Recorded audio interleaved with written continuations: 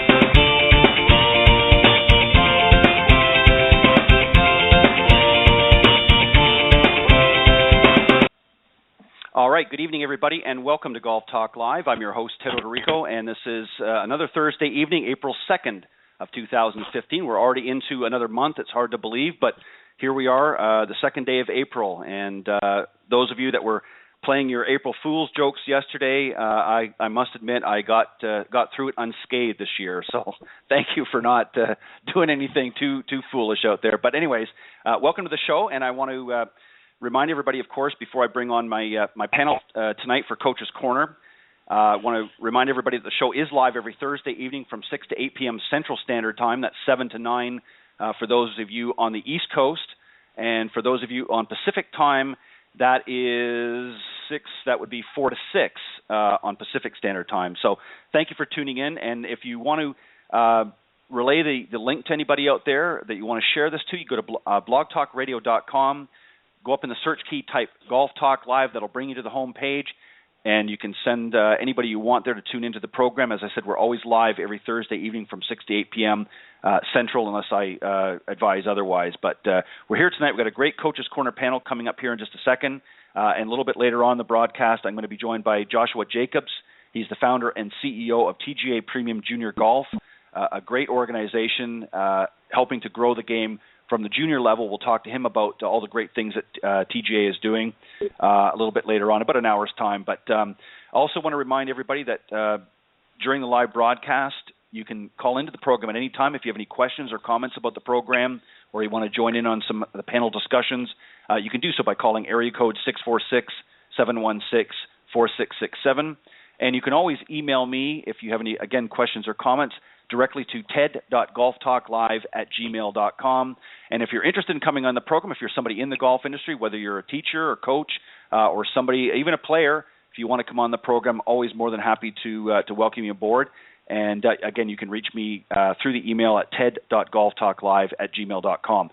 Always update the programs, as most of you know that have been tuning in faithfully every week, on Facebook. Go to facebook.com/Golf Talk Live blog. And while you're there, if you haven't done so already, I appreciate it if you'd like the page while you're there. But always keep the show updated there. Always find out whoever's coming on the following week for each program. Also on Twitter, thank you for all the new followers in the last week. Appreciate you following me here on Twitter as well. And my Twitter handle is Ted and Buck CEO. CEO, of course, is in capital letters. As I mentioned at the beginning, we have another great Coach's Corner panel. We've got three great coaches coming on: Allison Kurt, Todd Elliott, and Pete Buchanan, who's been on the show before. In fact, Allison's been on the show before as well, not on the panel discussion, but she was on as a guest a little while back. And Todd, of course, is a newcomer to the program, so we'll welcome him here in just a moment. But let me just tell you very quickly about each of them. Allison, of course, is a PGA and an LPGA Master Professional in Instruction, as well as a marriage and family therapist. She's a registered intern, in fact, and does that as well as being a great golf professional. Mr. Todd Elliott, of course, is the head professional at Hideaway Beach Club for about the last year and a half. He's also TPI Golf Mechanic Level 2 certified.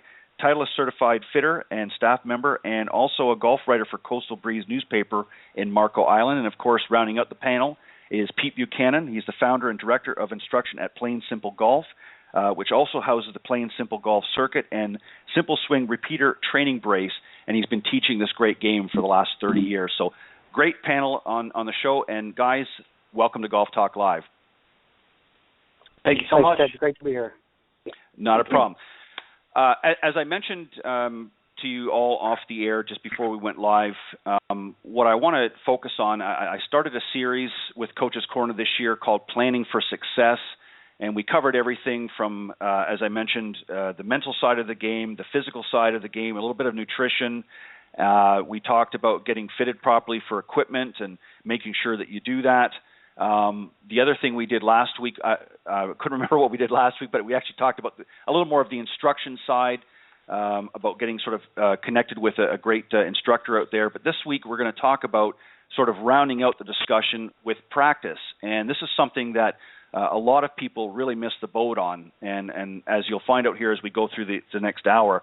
And I want to just read something, guys, before we get into some questions here. And this is sort of an opening statement, if you will.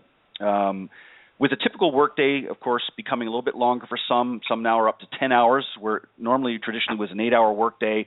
A lot of obstacles mixing business and family responsibilities with their pleasure or off time. So the average golfer really has very limited time to work and improve their golf game. However, golf instruction on the positive side has reached higher levels, and with the use of video and training devices have certainly helped pave the way for some great technology as well. Technology, as I said, and equipment has also improved dramatically, so the possibilities to improve are certainly there. My question to the panel, and Pete, I'm going to start with you if you don't mind, and somebody's bring a little feedback here, so with your phone there, so just be careful.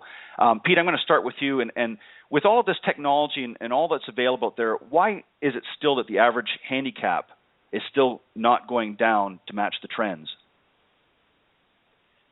Well, it's a little bit of a loaded question. There's a lot of different things you could talk about, but I think for the most part, in today's world, the instruction has gotten, and this is my opinion, it's gotten a little bit more difficult, and difficult in the fact that they're introducing a lot more things into it, and I think in many cases it takes longer to figure these things out.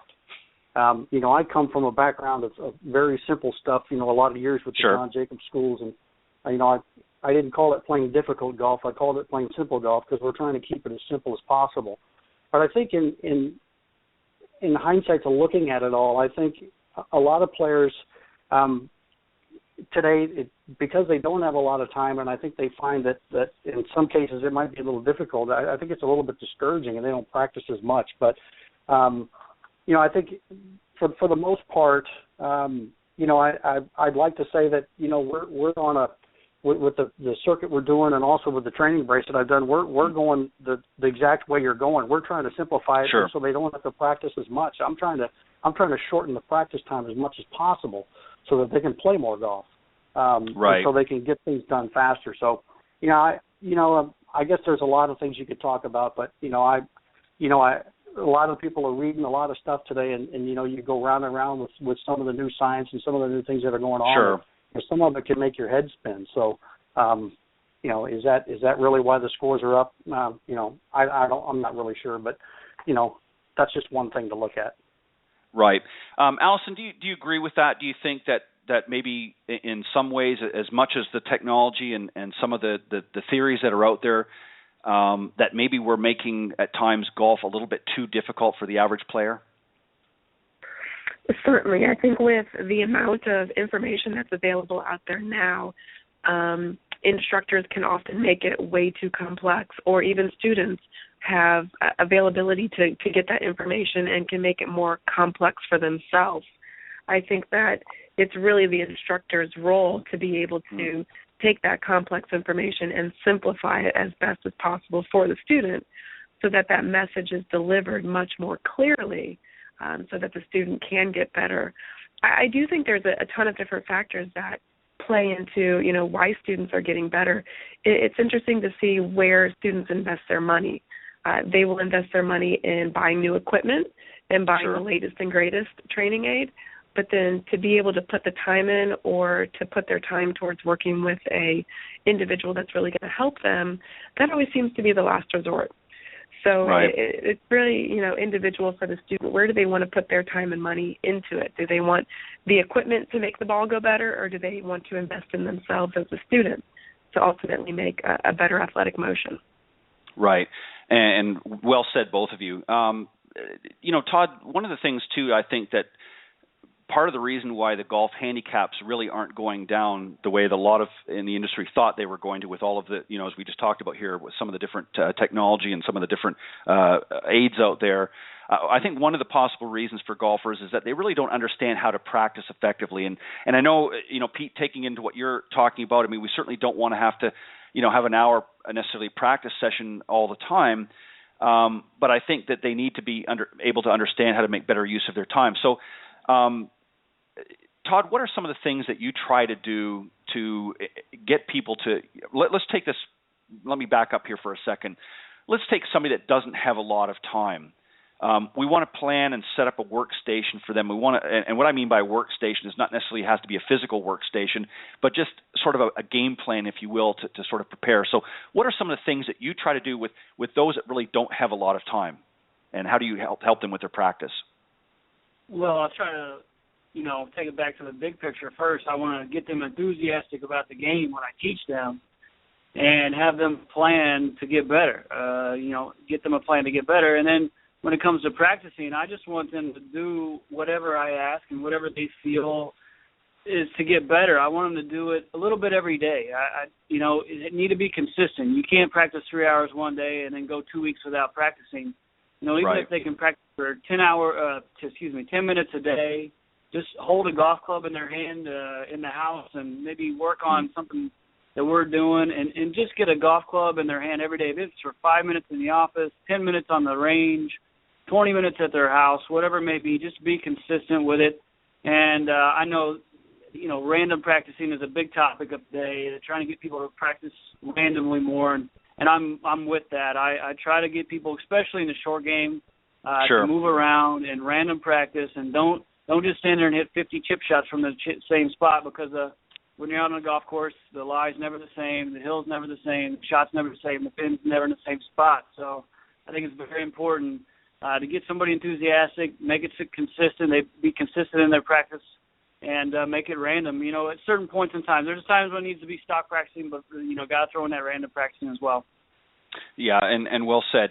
And guys, I think too, what I was alluding to here a second ago, I think you have to have a plan in order to prepare yourself and again, set up some kind of a workstation.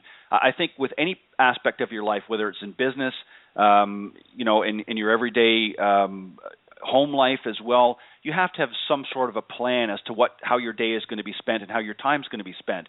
So I think as an example, for those that maybe have a little bit more time, they need to have an idea of what they want to accomplish. So as it was mentioned here a moment ago, Todd, you said that you want to get an idea of what it is that they want to accomplish and what they want to achieve. So I think the first and foremost thing, guys, is that we want to be able to understand what they want to get out of the game. Are they just looking to play once in a while, or are they looking to be a little bit more competitive, whether it be for corporate events, or whether they want to maybe try their luck in not necessarily obviously on one of the major tours, but maybe in some other championship type golf tournaments that may be in their region. So how do we set them up? Pete, let's go back with you for a second. How do we set them up and get organized and getting a plan together and then putting that into effect? Well, first thing I ask them is, what are their goals? What are their intentions? Are you going to practice, not practice? Do you want to put practice time in?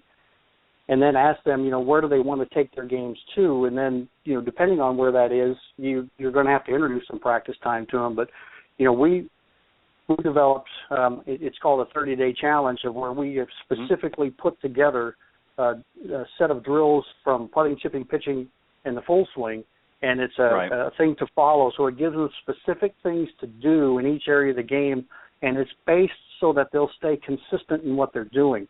And so it's become a neat thing for a lot of my players to do, and they're always asking, for more drills based on what we have. But it's that's what I do. I try to get them to understand, and fortunately for me, I mean, I have a lot of established players that I coach. I haven't gotten too many new ones, and so it's easier for me to put plans together and to get them to practice because they've been with me for such a long time.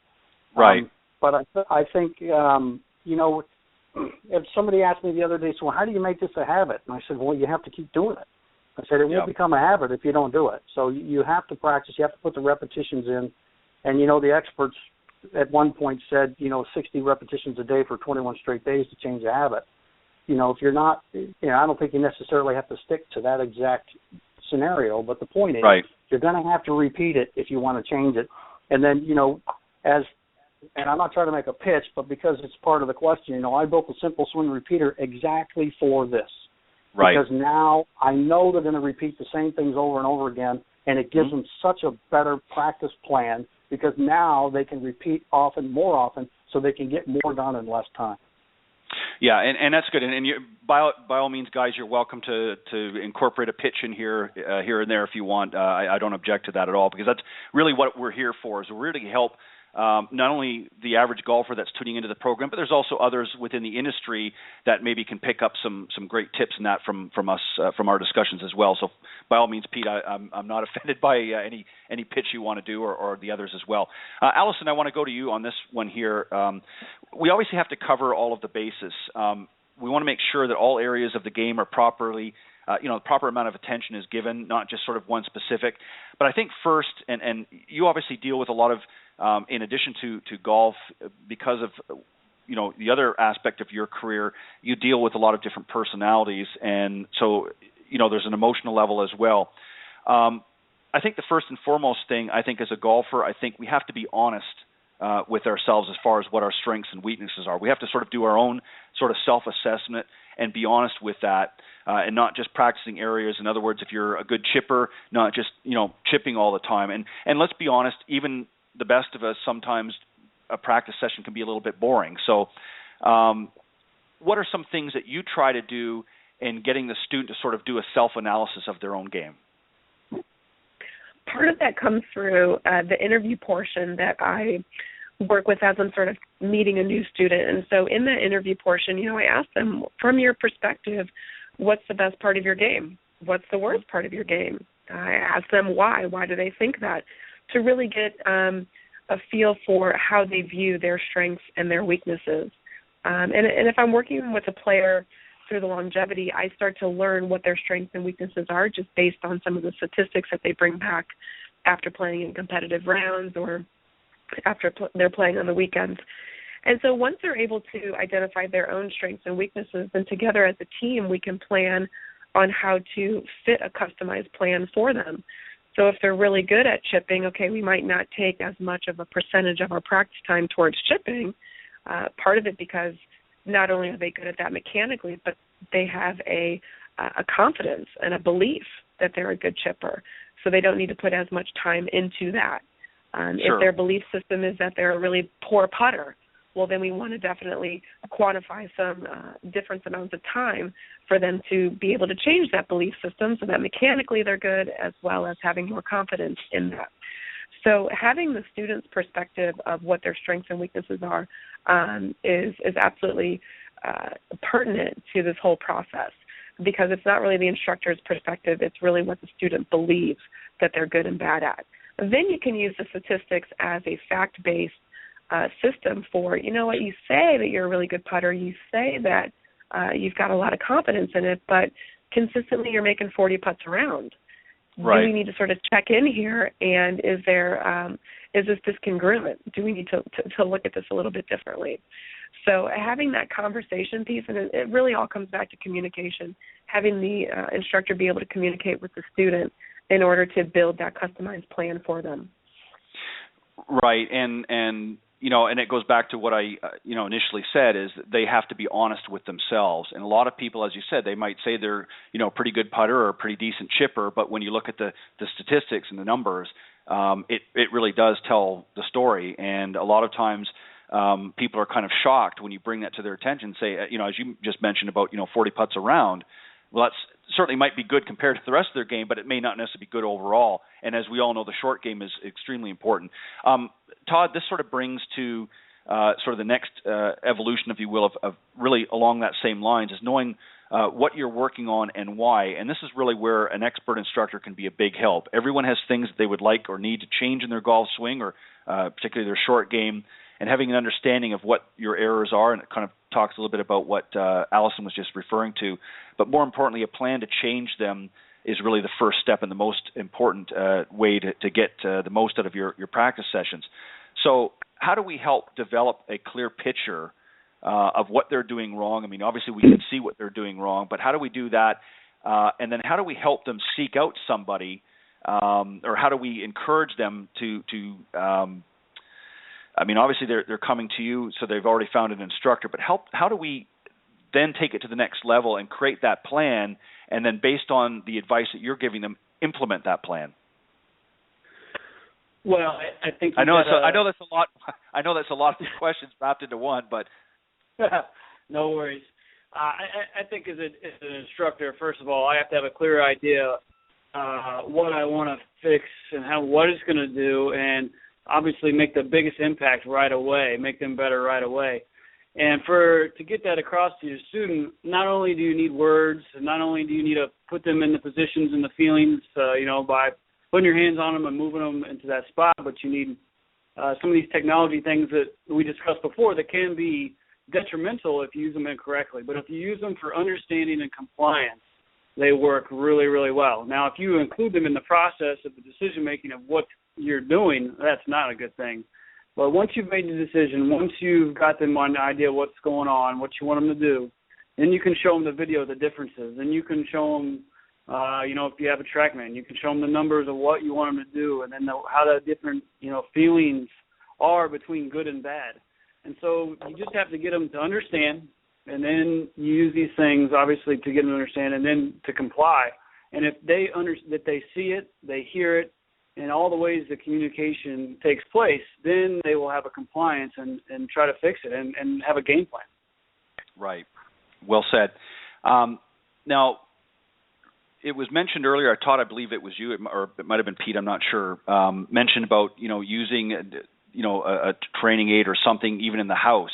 I use a mirror sometimes, especially on a rainy day when I can't get out there and I want to practice different parts of my swing.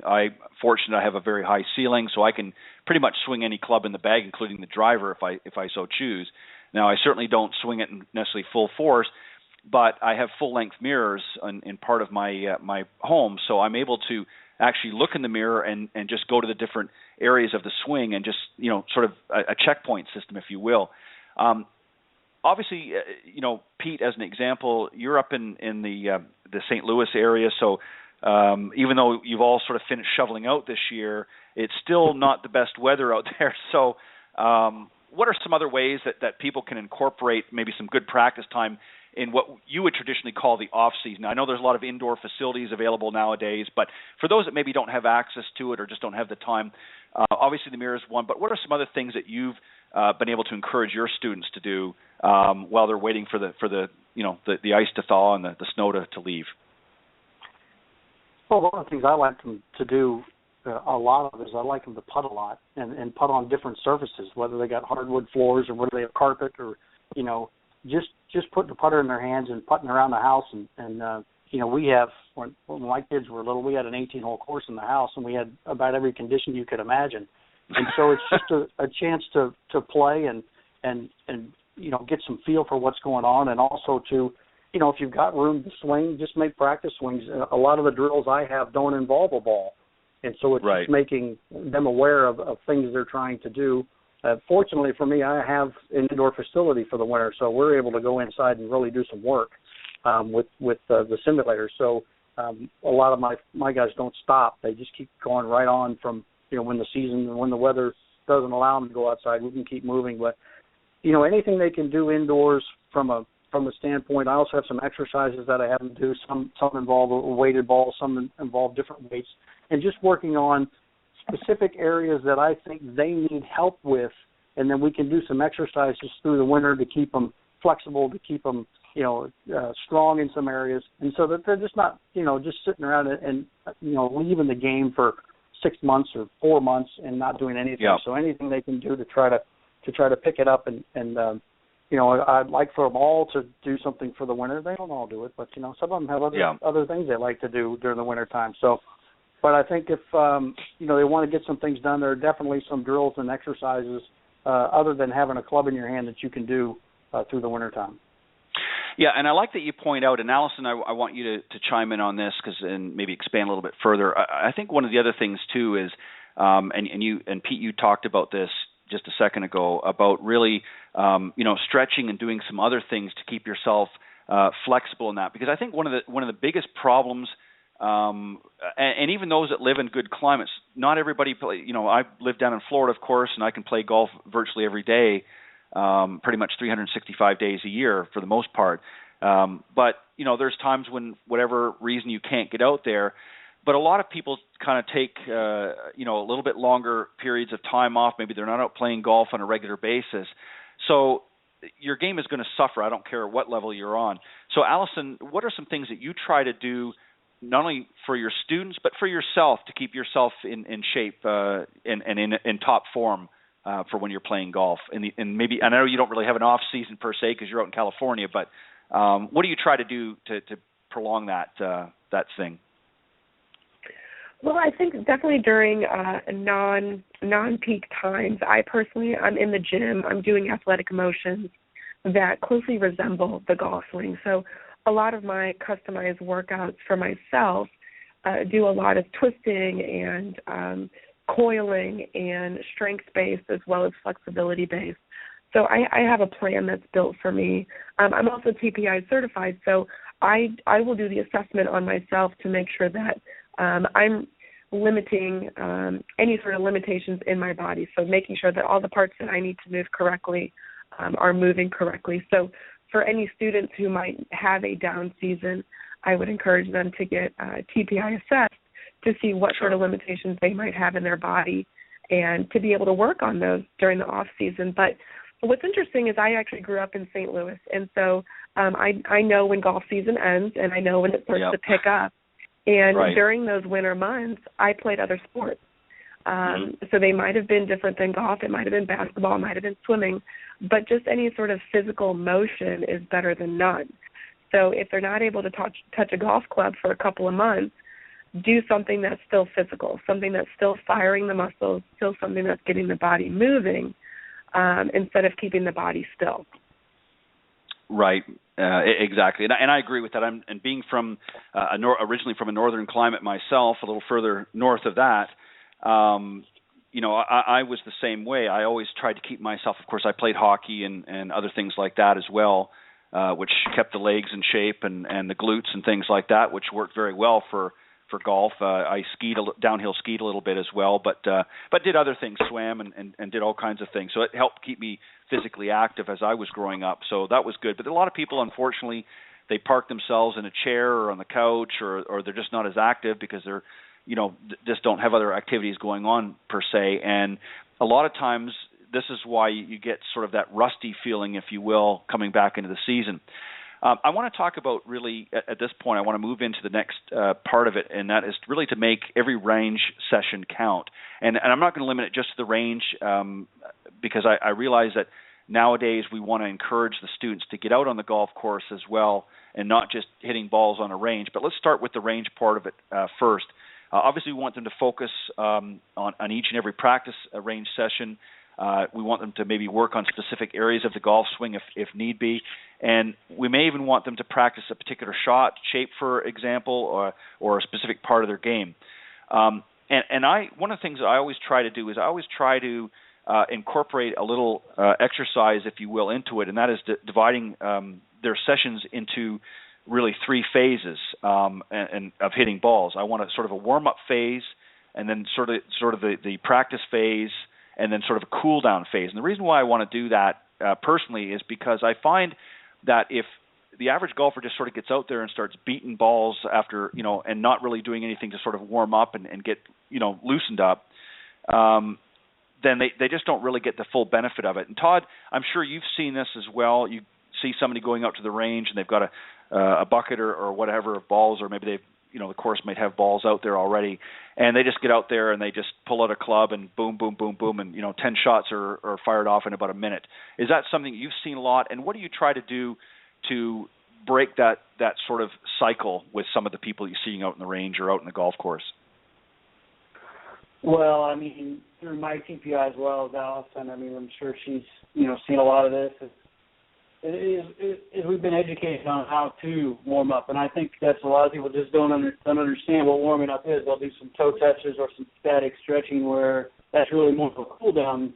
So for my part, it's just an education of whoever I teach or whoever I see on the range or what it might be, or whoever it might be. I just try to educate them and take them through some dynamic movements on how to warm up with a cart or just alongside their bag, or just use your clubs, use the tools that you have right there at the range. And you just want to, instead of doing some toe touches, you want to do toe touches and raise your arms up, and then you want to do some twists like Allison was saying, and you want to do some different motions that are going to get your body, lubricated and moving. So in all the other sports, they have movement kind of within their warm-ups to practice the sport, and in golf, for some reason, you just go into swinging. But you need to warm the body up dynamically before you go. So just an education of the people I help, definitely, and show them what to do. Well, and the other thing too is, and Pete, I want to ask you in a little different fashion, but one of the other things too that I see where it can sort of work to somebody's detriment is I like to, if I'm going to practice, I try not to. The most I will ever practice is for an hour. I won't ever, my personally, and I don't even encourage my students to practice much longer than that, because I think it becomes a little bit, as I mentioned in the beginning, it can be a little bit boring after a while if you don't have somebody there to kind of mix it up. And it's just too long, I think, to be out there hitting golf balls all the time. And I like to try and sort of have two categories, those that maybe hit 50 balls and maybe those that might hit a few more. But I try to keep it that way. And if somebody's just, getting ready to go out and play a round in a short time, obviously they're not going to sit and hit 50 balls. So I'll do that a little bit differently. But again, going back to what I was talking about, the warm-up phase, and then sort of I like to, have them hit some easy shots, whether it be with their wedges or even a 9-iron, maybe for, 5 to 10 balls, and then the 30 or so, 35 balls might be their full practice session, and then again, sort of a cool down. They may hit a few shots, go back to some of their wedges, and just sort of an easy shot. What are some of the things specifically that you do with your students, Pete? I know you try to keep things a little simple and make the game a little bit easier for most. In a practice session or a practice area, what do you try to do, and what specifically are some of the things that you get your students doing? Well, as they said, I work closely with a level 3 medical professional, TPI, and so I have a warm-up routine that he's developed that I have them do to get them ready. And then I always tell them, when you're looking at an NFL game, they don't just run out of the locker room and start playing. They have a warm-up session. I mean, if you get to the game early enough, you see them warming up. So I always like to take with the short shots, and I'm saying, let's warm up the pieces you're going to be using.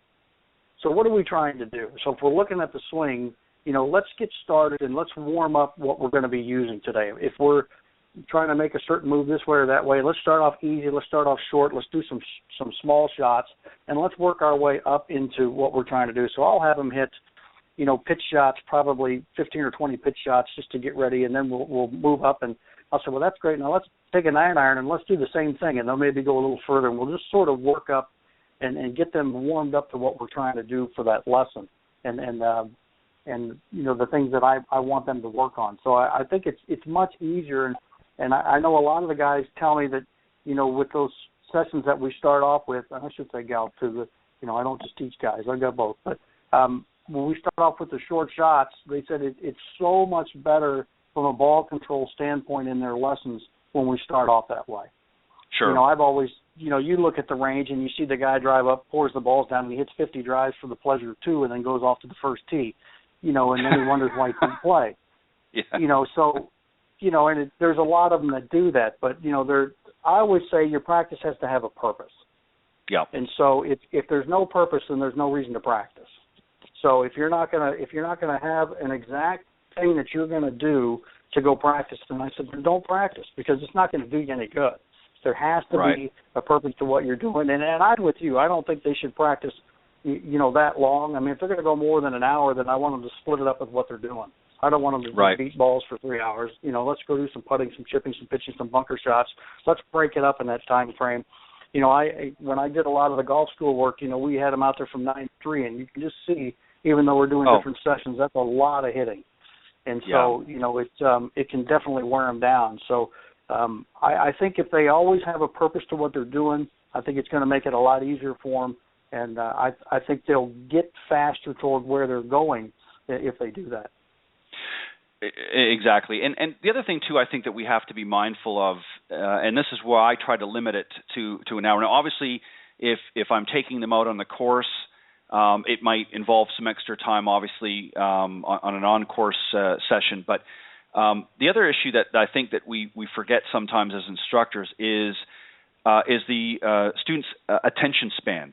I think after a while, as you were just sort of alluding to, Pete, it's not just the physical part, but it's even their mental side of it as well. I think once you start getting into several hours, their thoughts are drifting. They're thinking about lunch, maybe, depending on if it's a morning session, or they're thinking about something else because it's just you can only do so much. So I like to try and give them enough that is effective, but leave them enough room that they're wanting some more for the next time and not just getting so fatigued and thinking, okay, well, I've practiced for 3 hours. I don't have to come back for 2 or 3 weeks now. So I want them to come back. Allison, the other thing is that I want to ask you is how much time, let's say, whether it be an hour, we'll use an hour as our model here. It was alluded to earlier about obviously we're not going to have the perfect lie, whether you're chipping or what have you. Putting is a little bit different, but chipping and some of the other shots that they may be working on. How much time do you think, given the types of shots that you're faced with out on the golf course, how much time in your practice session should be dedicated for hitting maybe off those perfect lies, and how much of it do you think should be dedicated hitting off a lot of uneven or difficult lies in order to make real course situations? That's a really tough question because I would say my perfect answer, if there's such a thing, is that they should never be hitting off of a perfectly flat lie because that doesn't exist. That only exists on the range. If every shot they could hit could be different, that's in my mind, the optimal way to practice. We've seen studies how the block practicing is less effective as interval training, if you will, or random practicing. And so when you're looking at an 18-hole round of golf, you only get one chance to make that one shot, and every shot is completely unique. So going back to, how do we practice, it's definitely, for me, it's not a quantity thing. It's a quality thing. Right. And if you're going to hit 10 golf balls, make them your best 10 shots that you can make for that given day. Whether it's an hour, whether it's 4 hours, it's more of a quality issue for me. So if a student is practicing, unfortunately, the reins are always going to be, for the most part, pretty flat and pretty static. Right. So I think our practice areas are kind of limited in that. And so you have to set your intention for what am I practicing? Am I practicing shots that I'm going to find on the golf course? Well, then we need to go on the golf course and we need to hit those shots. Am I practicing a particular move in my golf swing to execute a better shot overall? Then I need to probably be on the range so that I can recreate that particular motion. So being able to identify, well, what are we really practicing? Are we practicing shots that we're going to hit on the golf course, or are we practicing a move in our golf swing will really dictate the area that we can use to practice. Now, I do realize for individuals that don't have access to maybe a private club or a golf course this is really open, it's tough to go do that on a public facility. It's tough to just bring out a shag bag and find some different lies and really go at it. So students need to be creative in how they're going to practice that. Maybe they go to an end of the range. They, ask the range business owners, can I maybe use the side of the range? Can I use some uphill, downhill, side hill lies? to hit a couple of shots, or maybe that requires you to go really early in the morning or really late at night. So I think there's ways to work around that. But to divide up a percentage, I think, is really tough. I think, number one, we have to set the intention for what are we practicing, and then, two, find the practice area that's best going to fit that need. Well said. This and kind of, I'm going to go back a little bit because earlier on I mentioned about somebody that maybe doesn't have a lot of time. Let's say this particular individual that's going to come out and practice only has maybe 15, 20 minutes tops. What do you try to do, and how do you set them up for success in a practice session when they've got limited time? Maybe they work, and by the time they commute to the range or the golf facility, they don't really have a lot of time. So they, at maximum, they've got 20 minutes from the time they get out of their car, they've got their bucket or whatever in hand, and they're out in the range. They've got 15 to 20 minutes. In an ideal situation, I know everybody's unique and everybody has different things that they're working on, but what do you try to do to give them the biggest bang for their buck, if you will? And I'm referring to time, obviously. I think, well, first of all, they got to warm up. Even though they only got 20 minutes, 20 minutes of your body being cold practicing is no good. So you got to warm up, then you got to hit a few short shots, and then you'll hit a few long shots. But I think Allison hit it on the head there. If they hit, let's say, 20 shots in that 20 minutes, warm up for 5 minutes, and they hit 20 shots, maybe they're practicing what one of us has told them, and, you know, they do it in slow motion. They get the feel for it. They spend about a minute on that, and then they actually hit a ball, maybe 2 or 3 in a row. Maybe they, you know, they'll go ahead and hit a few with some, you know, some feeling of getting a feel to it, and, you know, can hit maybe even 5 of them. And then if they hit one bad or lose the feeling, then they go back to doing it in slow motion, getting a feel for it without the golf ball. And I would say, you know, 20, 30 balls at most you'd want to hit in a 20-minute session. If you got something you're working on and you don't have time for much else, I would spend maybe one part of the game, maybe 2, you know, short game warming up, even if you're hitting some long shots. But then you got to be pretty specific. But definitely, I know we've all harped on it, but you got to spend 5 minutes warming your body up, or that 20 minutes is no good. So, and then again, don't hit a ball without having what you feel is the right feel in your body and awareness to what you exactly want to do. Because if you're going up there and you're just hammering away, you're really developing no feel for what somebody has told you or what you're trying to get in your body. Yeah, and as Pete alluded to earlier as well, you know, you really need to go and practice with a purpose. Pete, what do you think about, you know, in a situation like that where somebody's maybe very limited with their time? Is it better to sort of work on necessarily a specific area of the game? Maybe they're having a problem with they're slicing the balls. Is that the time to sort of work things out when they've got a little bit of time like that? Or is it maybe better to make the best use of their time? Because we all know the short game, putting and obviously your chipping and pitching and things like that are your primary scoring areas of the game.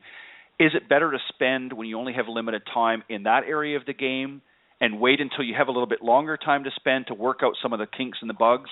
Is that a better route to go, do you think, or what do you suggest for somebody that has limited time? I always tell them, I mean, you can chip and pitch, you know, on the tee box, and you don't necessarily have to have a green. I mean, you can hit chip shots and pitch shots just to get a feel for the contact. You know, that can be done when you're warming up also. You know, I think for me and my players, I always tell them, you know, before a round of golf is not the time to work on your golf swing. It's time to warm up. Yeah. So, I mean, it's time I always say, you know, you got to play with what you brought to the dance. So, I mean, warm up, see what you have. You know, when I used to practice, I'd hit 4 or 5 drives at the end just to see if I could use it. You know, if it's going sideways on the range, I have a pretty good idea it's going to go sideways on the course. So, especially when I get nervous. So, you know, see what you have and go play with what you have. And then when you're done, fix it. You know, you watch the tournament players do that a lot. They warm up and then they work on things when they're done. But if they've got limited time, I always tell them, I said, make sure you hit a few putts. You know, get over to the putting green. If it's a distance issue where it's too far away, you know, maybe that's tough to do. But, you know, I'd say, you know, you don't have to hit a lot of balls to warm up. But in that time, you could start off with some little chips, some pitch shots, work yourself into some full shots, and then hit the putting green before you tee off, just to get a feel for the rolling the ball and get some speed, a feel for how the greens are that day. Right. And Allison, what about those sessions that you're taking out on the golf course? Obviously, you want to bring in more true to life examples or circumstances. How often do you try to bring your students out on the golf course for a practice session? If I have a student that is in a lesson program, so maybe we've already committed to having 6 or 12 sessions together, right. Then me personally, I'm bringing them out to the golf course almost every other session. So we might do a full swing on session 1, and then session 2 we might touch base on the things that we covered, but then we're bringing that to the golf course. Session 3 might be coming back to work on a particular area, and then boom, bringing them back out to the golf course. So I'm lucky enough to have a facility that allows me to get onto the golf course every day as much as I can. Weekends are a little bit tougher, but I'm really trying to bring my students out there as early as possible and as much as possible, because I think we spend too much time trying to perfect everything, and that's not possible. It's unrealistic. So how can we learn to play with what we have on the golf course and still shoot lower scores? So in my situation, I bring them out there as much as I can, which is almost every other session.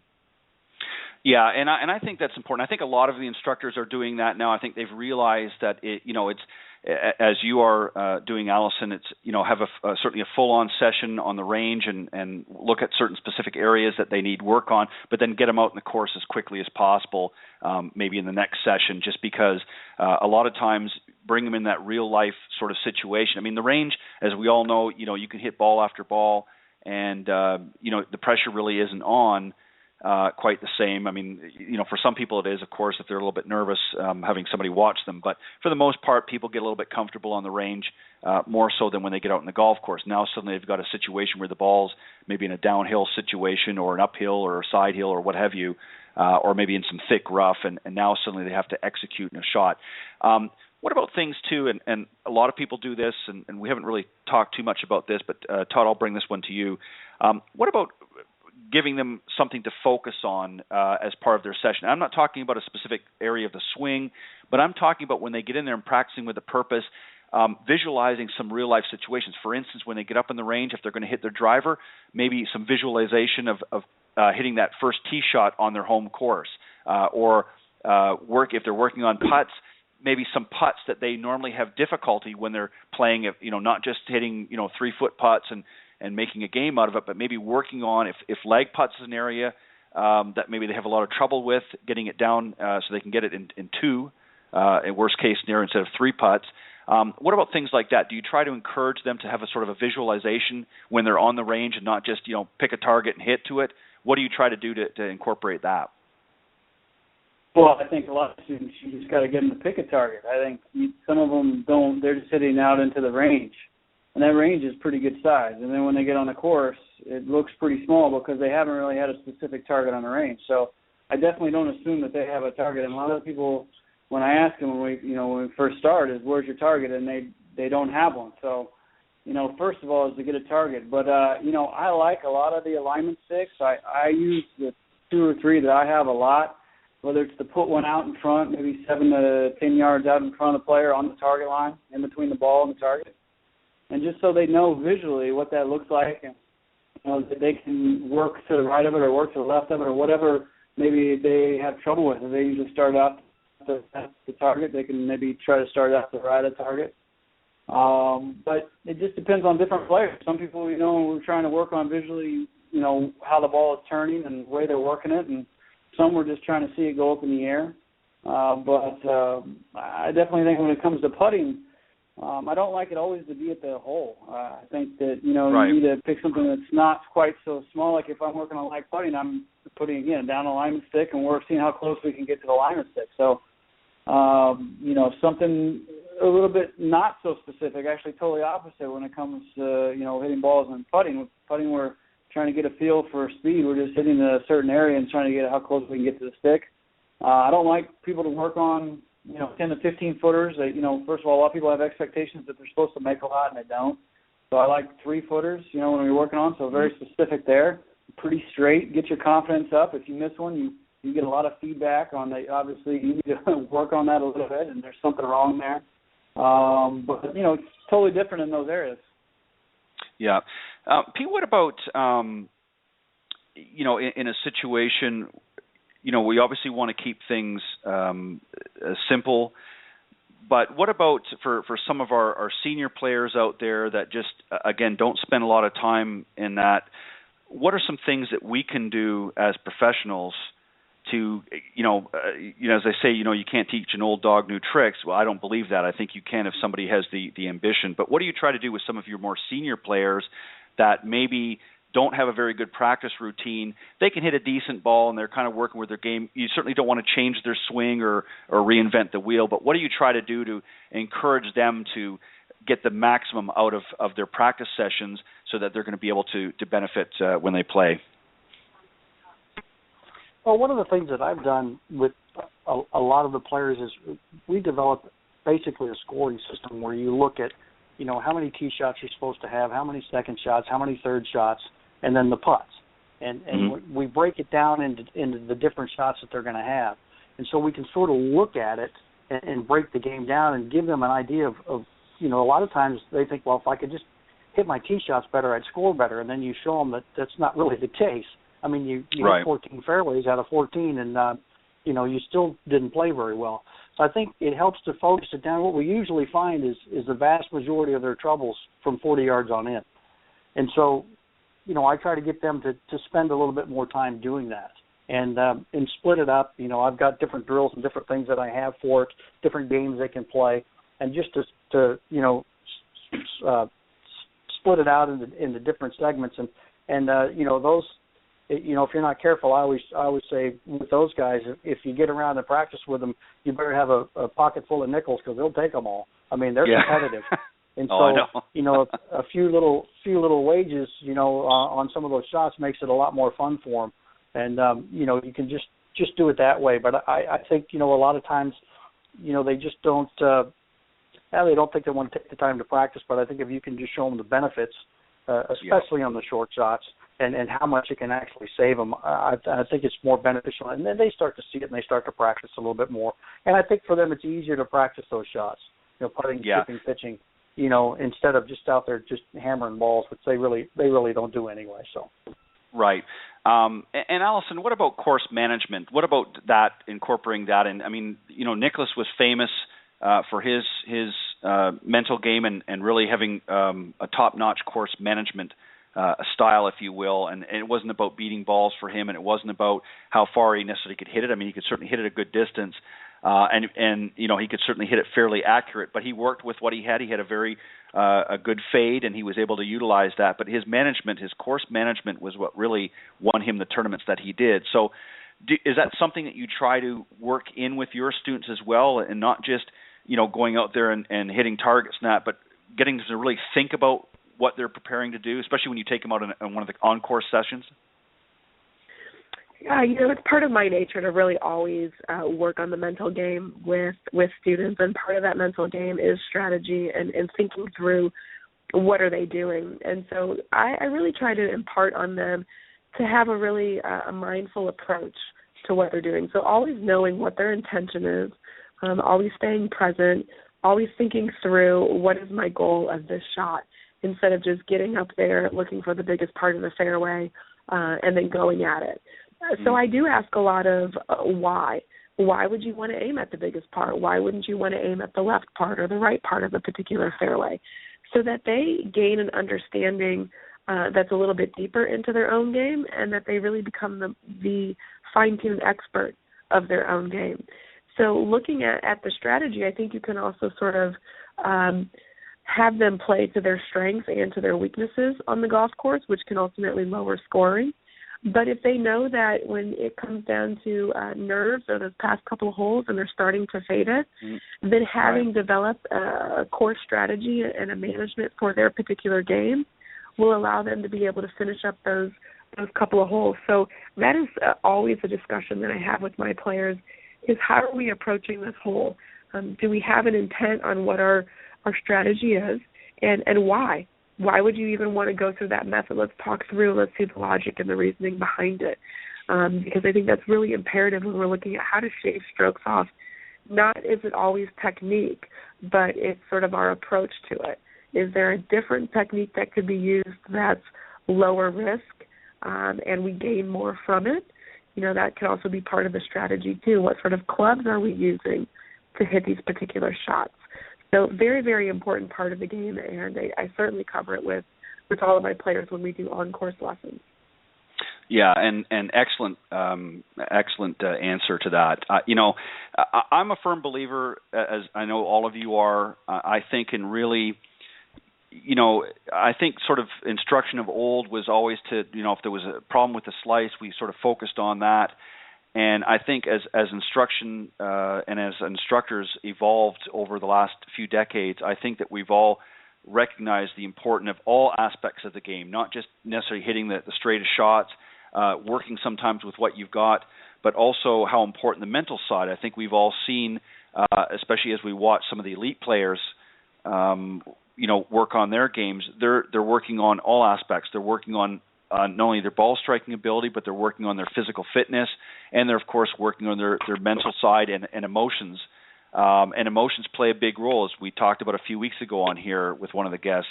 A lot of people, overlook that part of it. If you're coming to the golf course and you've just had a big fight with your spouse or your kids are acting up on spring break like we talked about off air, and maybe they got a personal escort home after the spring break, and you're about to go out and play a round of golf, suddenly your mind's just not in the game. So there's a lot of components, and I think people, when it comes to practice, think it's just all about going out there and, I got my bucket of balls or a bag of balls, and I'm just going to go out and hit a few shots and warm up and do all this, but they don't really have a plan put in place. And I think that as more and more golfers, whether you have 20 minutes or whether you have an hour, I think you still have to have a game plan. And Todd, I'm going to let you have the final few moments here to wrap up this session, and then I'll give each of you an opportunity to let everybody know if they're interested in reaching out to you and how they can get a hold of you.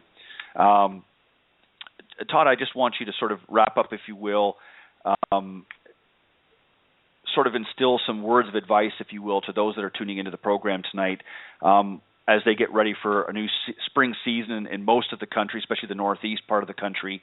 What they should be doing to get ready to be able to play?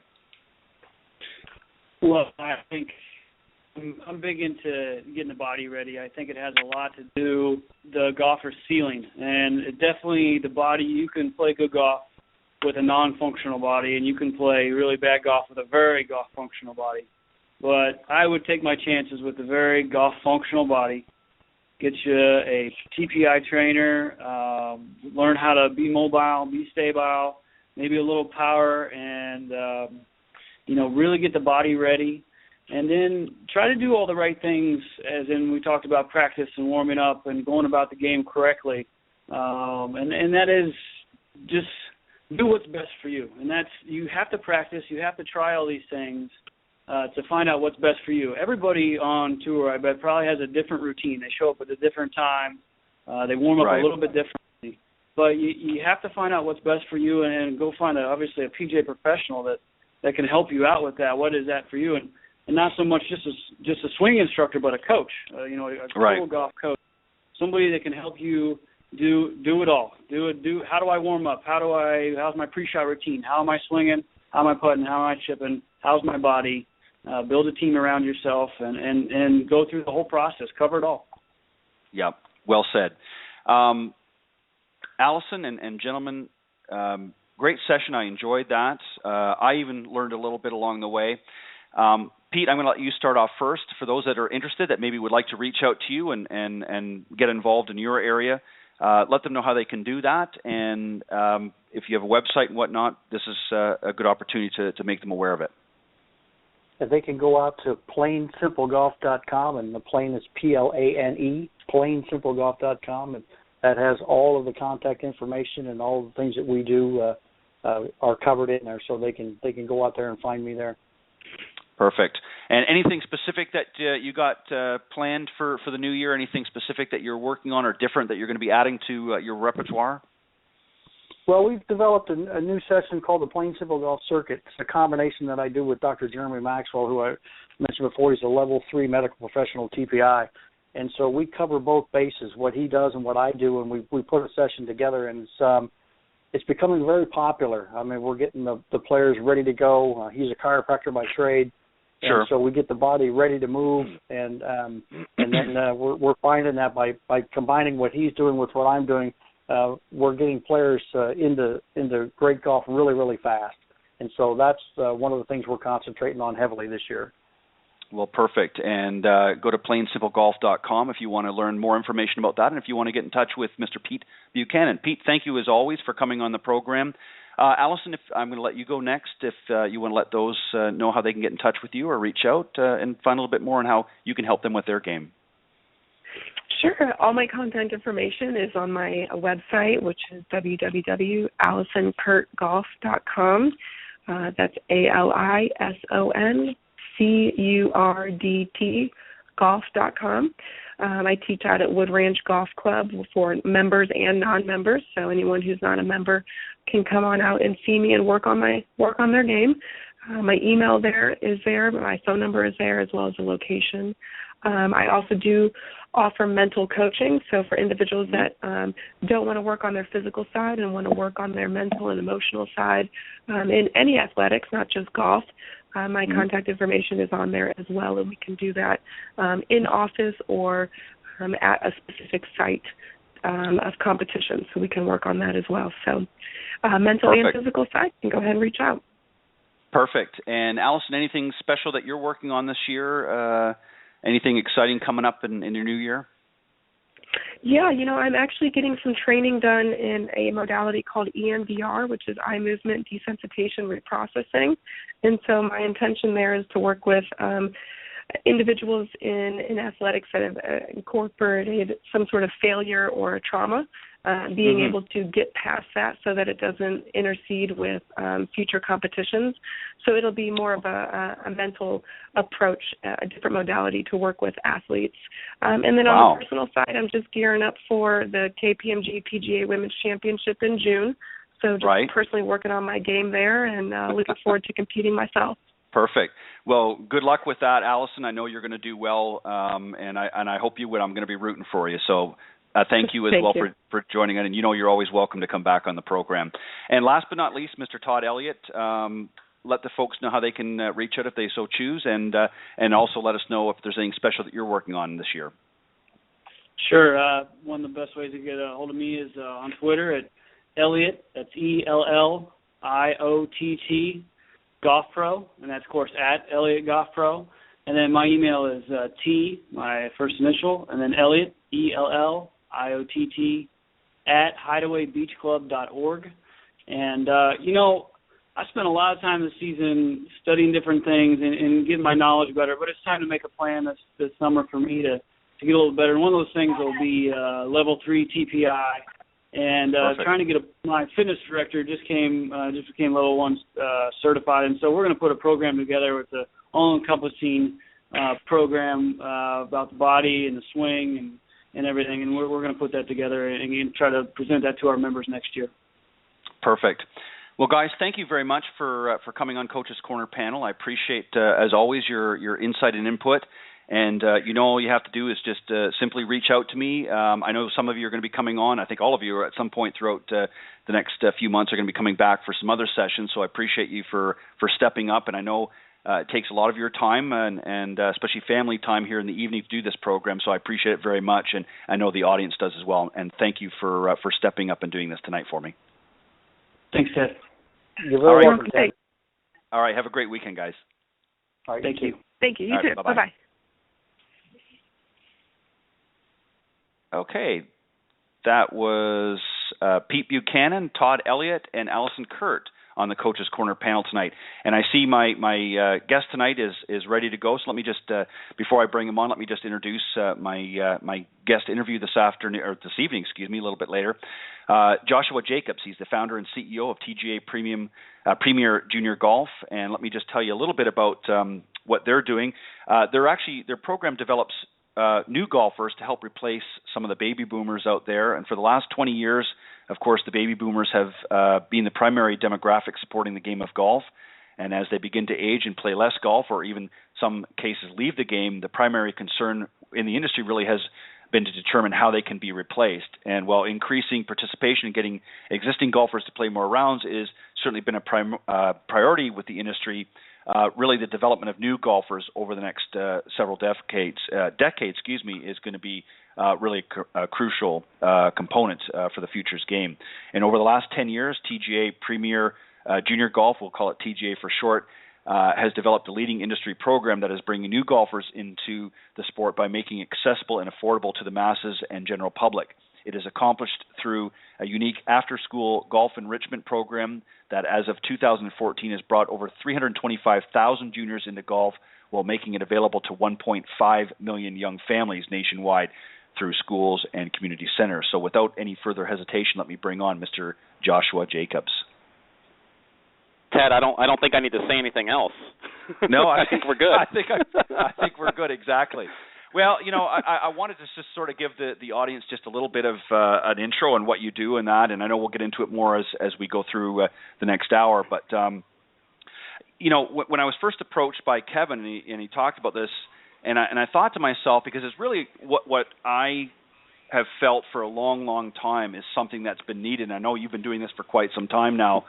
And one of the reasons I wanted to have you on the program is I think the more awareness with not only in the industry but outside of the industry and the general public that we can make aware of programs and what you're doing. We're going to talk about the business model as well, and how those that want to be involved with it can get involved. We'll talk about that a little bit later. But one of the things that I really wanted to get out there was just how important it is that we need to get golf in the schools. And what you're doing is and as far as I'm concerned, is a first-rate program. So why don't you tell a little bit exactly how it works and what you're doing actually at the school level? Well, we've created a business model that's self-sustaining, and the first step is to get golf into the schools by making it available to everybody.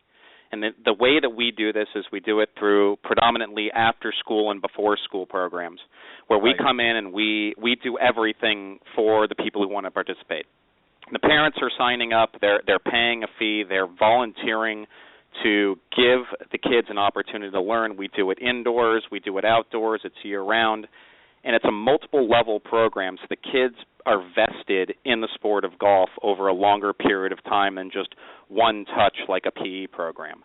The curriculum that we've created is a lot more than just golf skills. We incorporate life skills, character development, physical fitness. We're now incorporating STEM into the program, which is a big educational hot button these days. And so it's station-based learning. The kids are never standing around in line, and we can do it under any circumstance. If it's raining outside, we go inside into a hallway, a gymnasium, in a classroom. If it's nice outside, we're on a blacktop or we're on a field, and the key is just like what you said. The key is getting into the schools and making it available in a self-sustaining way that we can grow throughout, whether it's the United States or the world, is a key. I mean, if you look at junior golf hit its high point in 2005 at 3.8 million kids, and for the first time went back up between 2012 and 2013, and we're back to 3 million kids. So we're down almost 22% over 8 years. We've got to grow the pie. The industry really has to do a better job at getting new people into the sport.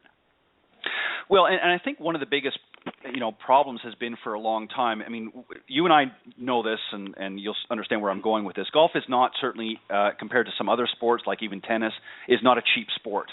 And a lot of the problem has been there's a lot of great junior programs out there, but the problem has been really twofold. Number one, not every family has access or can afford the equipment, number one.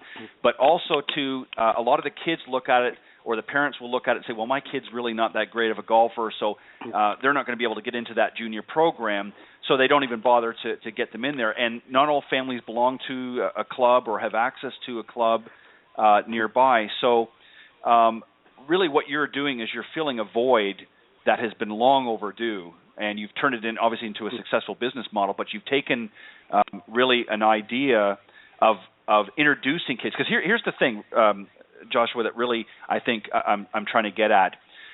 I think the younger that we can introduce somebody to golf, even if they don't ever play in a junior league or a junior program, at some point, once they've been bitten by that golf bug, later on in their life, they're going to pick it up either full-time or something along that lines. And not everybody's going to be a PGA or an LPGA professional, but once they've had that sort of, introduction to golf through their school system, many of them are going to pick it up later on when they can, out there working and can afford it. Do you agree with that?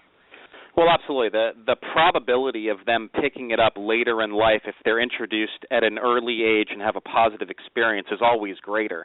And to your point early on in what you were saying, golf has a ton of competition. It's not just within the golf industry and the programs that are up against each other, or the professionals who run, at one golf course and there's another one down the street, or different camps. Sure. Golf competition are all of these activities that the kids are doing these days. And when you say that golf, we have to make golf, it's normally an expensive sport. The key here is that you have to put golf up against every other sport and activity that's out there, especially within the schools. And so the price points that you have to hit in order to activate that youth or that child who's 10 and under has to be in line with everything else, because these parents are looking at it and they're deciding, all right, well, do I want to put my child into chess? Do I want them to try basketball? Do I want them to try golf? Do I want them to try tennis? That's really the challenge that golf faces. And so I think a program, just you hit it on the head, a program like ours that gives us the opportunity to provide everything for the child, give them that opportunity to be introduced to the game. And not only that, you have to get them before they're 10. Because once they're 10, if golf isn't on that menu of activities for kids before they're 10, team sports gets introduced. And so then the number of students or kids that you have the opportunity to attract, it drops down. And so really that sweet spot is that 5 to 10-year-old range. And not to get off topic a little bit, but, I think the two age demographics in the world of golf that have the largest opportunity to grow is that 10 and under age, and then also the 25 to 45 range, the millennial ages now. And the key to what we have is that we have communication touch points with both age groups because of the school program, because that's how old their parents are. Right. And so we're finding the other attraction is that we are finding that parents who don't play, when their child starts to play, they want to play as well, because it's a time-consuming sport, as we know. And then the parents who already do play, now that there's an activity that they have for their children to play with them, they're playing more. And so that sweet spot of kids that are 10 and under is really critical, I think, to the sustainability of the golf industry over a long period of time. Yeah, and I think also, too, and that's a great point, because I think now the industry has changed quite a bit in the sense that, years ago it was many, private members clubs, the parents might have had a membership, and kids that were interested in golf had the opportunity. Some would grapple to that. But as the industry changes, as, there's less and less, golf memberships out there, a lot of private clubs are struggling, and many have, of course, closed down, and you've got more resort competition out there. People are looking for more family-friendly activities. So if you can do something where you're engaging both the parents and the kids and doing it in such a way that they're both interested, and it could be for different reasons, now they can say, okay, we're going to go on a vacation now. We can all join in on this activity, because the kids have been introduced to it. The parents have also been introduced to it at some point, and now they can go and take a trip and incorporate that into their vacation time as well. Well, absolutely, and you hit on the head. And what TGA does, and by the way, TGA stands for Teach, Grow, Achieve. But really, what we're doing is we have the opportunity to impact a lot of different sectors within the golf world. If you're increasing the number of golfers 10 and under, and our sweet spot's really 5 to 10, but we start, and believe it or not, as young as 3 in child care centers, and we are starting to have more penetration in the middle school. So we go up to really 13. You don't want to step on the high school coach's toes at that age, above that age. But we're impacting so many different sectors, everything from getting these kids from the school to the golf course. So you're getting new golfers there. I mean, 65% of the kids that participate in our programs have never played.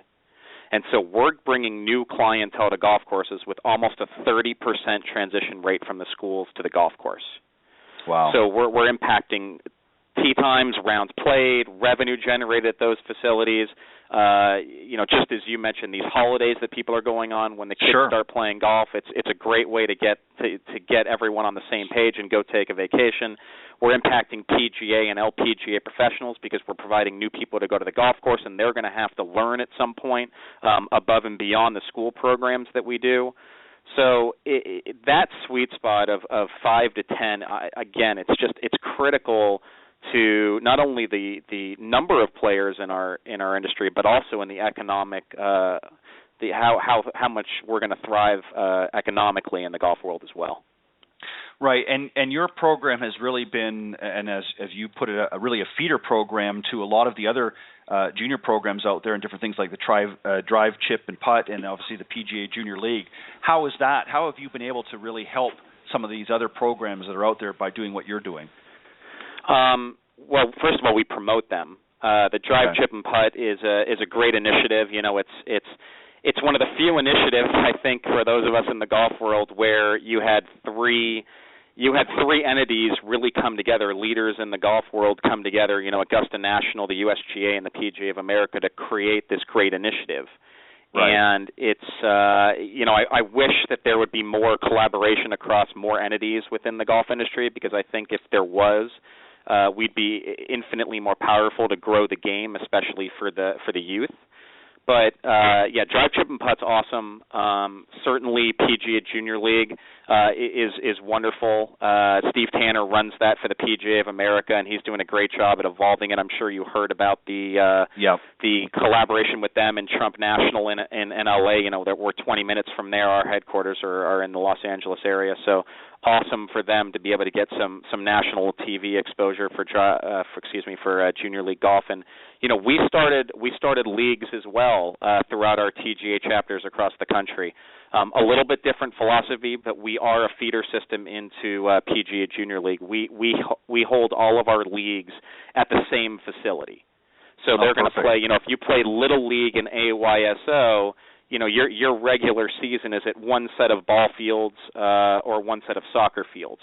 We're going to act the same way, where we're going to have our league, and we'll have a spring league, a summer league, and a fall league, and they'll all be at the same golf course. Whereas we all know PGA Junior League golf travels to different sites, and they have the teams that play against each other. So I look at them as being a little bit more the club level, and they've got their national championship, which I think is awesome. The kids really need a place to go with it, and they want to strive to be the best, and they want to get on TV. But again, it's all about the kids playing with their friends and just getting them on a golf course.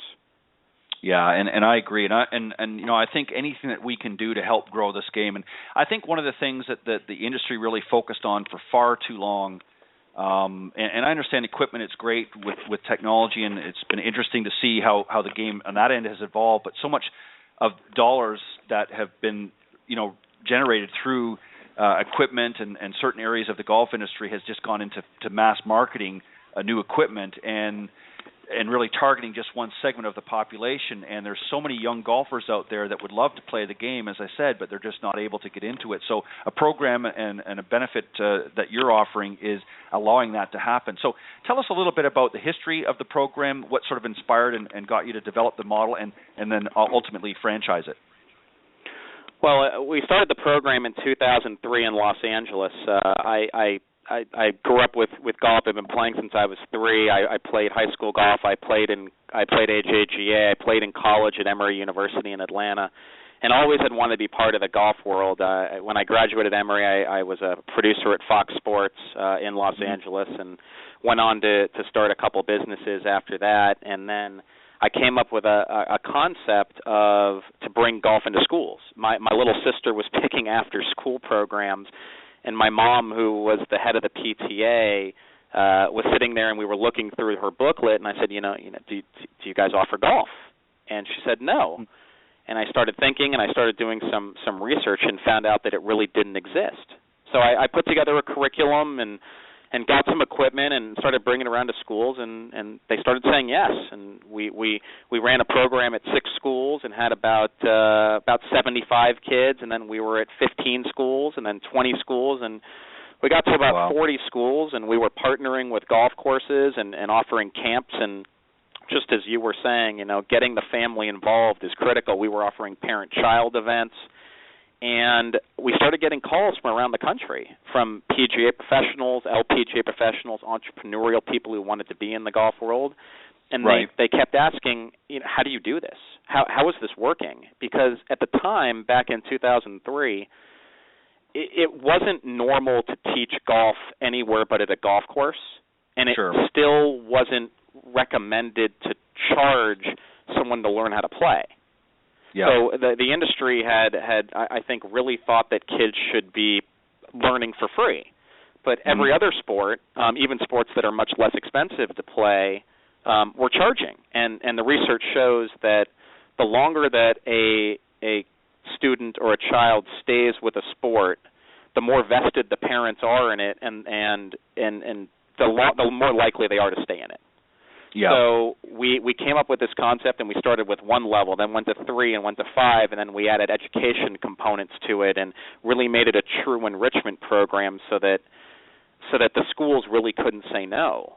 And you know, we came up with the concept after we received about 30 calls from across the country, because not only did people want to know what we were doing, but they wanted to know how to do it. They wanted to understand the support that we could provide. And at that time, there wasn't any business ownership opportunities for professionals, or even throughout the golf industry. If you think about it, you know, they weren't owning cart barns anymore. Very few professionals were owning the golf shops.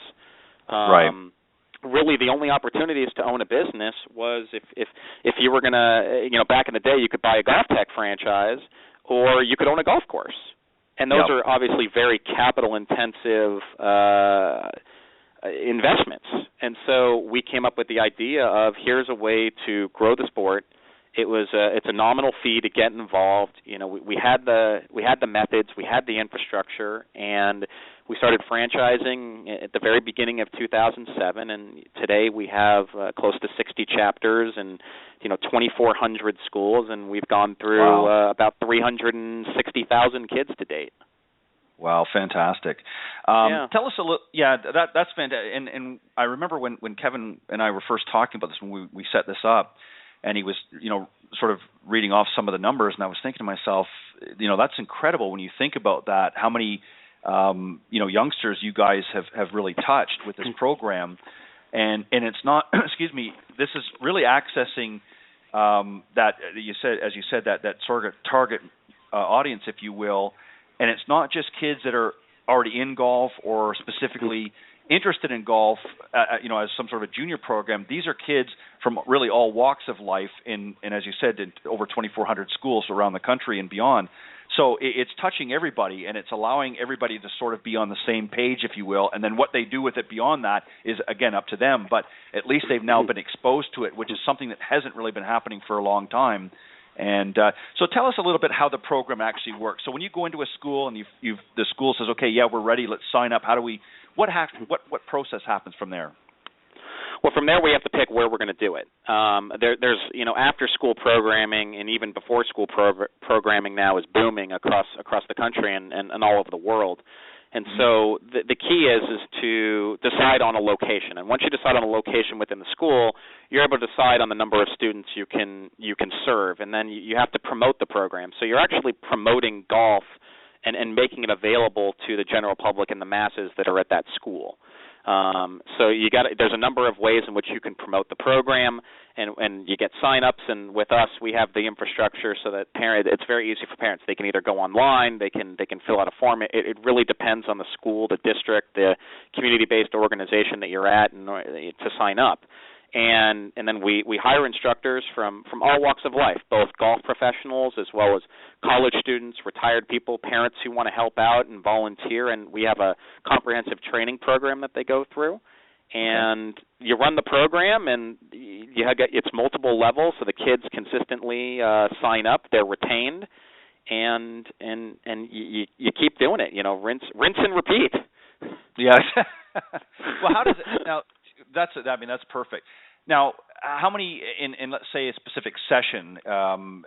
How many students can be involved at one? I mean, obviously you have to be able to manage, you keep it at a manageable level. But how many students can you have go through in one particular session, and how often do you run those sessions throughout the year?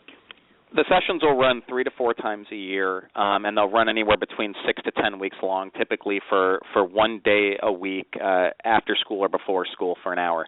The number of kids that we can go through really depends on the amount of space that you're given it. I mean, if you're given a huge field and you're in a nice, from a weather standpoint, a nice area, I mean, you could run 30 kids in a program, 40 kids in a program. But if you're working on a gymnasium, you're probably looking at between 20 and 24 students.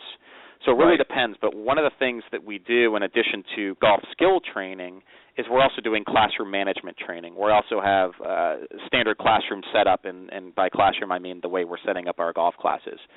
So it's pretty comprehensive what our coaches go through. It's not just about the golf. It's about can you relate to a student who's 5 years old? How are we relating the students who are 9 years old to the students that are 5 years old? How are they grouped? How is the class set up so that it's a safe environment for the kids and nobody's taking a backswing and hitting a kid in the head with a club? Sure. That's really more than half the battle of what you are going to deal with if you're going to bring golf to schools, and if you're not equipped to do it right, you're going to struggle. You're going to struggle.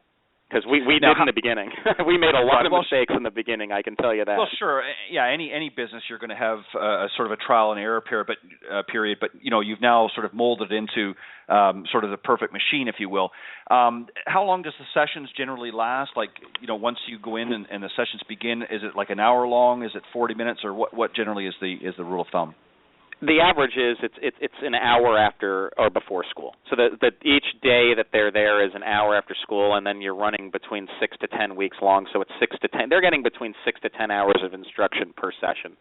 We're charging anywhere between $12 and $20 a class. So for the kids to show up, get an introduction to golf, really understand what it takes to play on a golf course. We have all sorts of props that we use, and we make it as lifelike as we can at a school. Kids are paying anywhere between $75 to $150 to participate in the program, and to give them an opportunity at that number to be introduced to golf, and they don't have to go buy a set of clubs, they don't have to go buy golf shoes, they don't have to buy golf balls. It gives golf, it puts golf on an equal barometer to the other sports. And that's really, like as I said before, that's and that's what I was getting at earlier.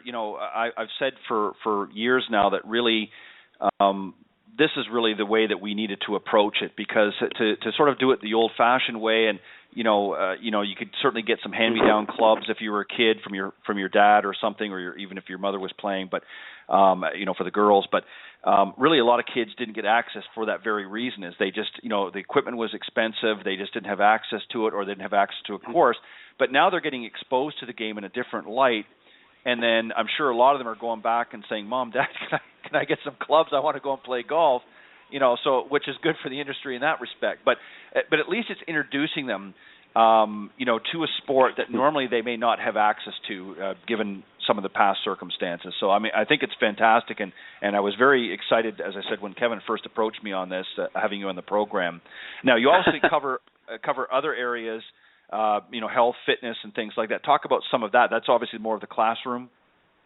That is more of the classroom, the more of the curriculum sense. When the kids come out, they've been cooped up in a school for 6 to 7 hours. So we got to get them moving, we got to get them stretching, and that's one of the ways in which we incorporate physical fitness. And they're always moving in the class. It's station based. Within each station, they're moving, they're working their bodies, and you have to have that in this day and age. The trends are, you've got golf, which is on the decline a little bit, but it's showing some rebounding here, especially with the junior golfers. But the sports really, tennis is obviously the big one right now, the mover and shaker, tennis and lacrosse. They're growing at a quick rate right now because of the time it takes to play and the physical fitness component to them. And golf, we have to introduce that. And just as you were saying before, TGA and the model that we have, it's an entrepreneurial approach that the golf industry hasn't really seen before. and especially when it comes to growth of the game. You see a lot of entrepreneurial people out there with props and with even the equipment companies. They're so very creative with what they do. I mean, TaylorMade had a tremendous run, and Callaway's coming back up. I mean, they're extremely entrepreneurial. But when it comes to growth of the game segments and programs, you don't really see it a lot. And so not only are we entrepreneurial in what we do, we have entrepreneurial people who do what we do, all of our franchises / chapters, but it's measurable and it's trackable. And that's really, for the golf industry, we've got to have measurable and trackable results, because there's a lot of people losing their jobs, golf courses are closing, and we need to get the metrics up. I mean, I'll give a shout-out to a colleague of mine, Chris Hart with Next Gen Golf.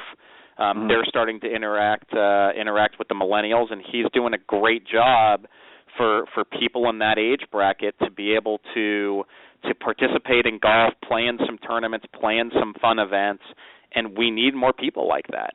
The golf industry really would thrive more off of more entrepreneurial people. Well, and I think one of the mistakes, and this is just my opinion, and I think that the golf industry has made, and you see this all the time, obviously they needed to make equipment more accessible to, especially on the junior level.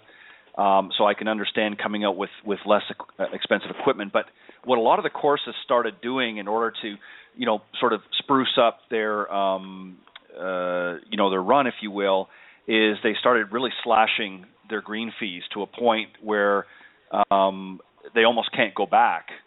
And, obviously some courses are a little bit immune to that, some of the more popular courses. But I see it all the time. I see discounts and coupons coming out in golf, golfnow.com, and it's great for the golfer, but it's been very hard on the industry because they're not making any money. They're basically giving the golf away, and you go into, and you go into the pro shops and there's nobody there. Even the golf courses are not that busy because people don't have the time, but they're not making any money. Well, it's simple economics, right? If the demand drops, you have to lower the price. Sure. And so you've got to figure out a way to get people in there, and it could create a vicious cycle for you if you're a golf facility owner. So you've either got to lower your price to attract more people, or you've got to spend more on marketing, or with a program like ours, which we don't have in every area around the country yet, which is what we're striving to get to. You've got to partner with programs that are bringing new people into the sport and can bring new people to your facility. Because then you're gonna increase supply, and then demand increases, and all of a sudden you can bring your prices back up. But until we see a shift as a golf industry back to some growth where people want to play more and there's more demand for that tee time, I don't see those prices coming back up.